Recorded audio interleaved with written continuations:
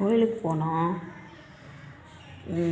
பெரிய கோயில், உலகத்தில் ரொம்ப பிரசித்தி பெற்ற கோயில் அது. ஆனால் பணம் இல்லாமல் சாமி இல்லை. சாமி பணத்தை கொடுக்குறவங்க செலவு பண்ணலாம். பணத்தை கொடுக்காதவங்க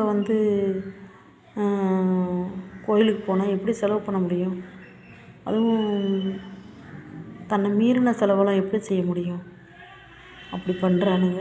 கோயிலில் பார்த்திங்கன்னா காசு இருக்கவங்களுக்கு ஒரு வழி, காசு இல்லாதவங்களுக்கு ஒரு வழி. ஆனால் கடவுள் ஒன்று தான். ஏன்டா போனோன்னு ஆகிப்போச்சு.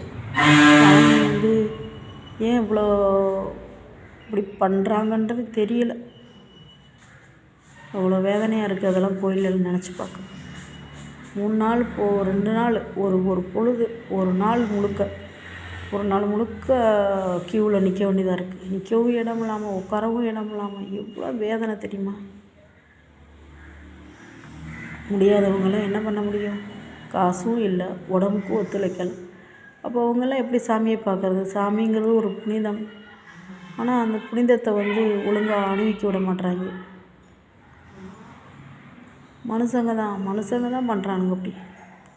ஆனால் சாமி அவங்களுக்கு நல்லது செய்யுது. இது நினைக்கிறப்போ படு வேதனையாக இருக்குது.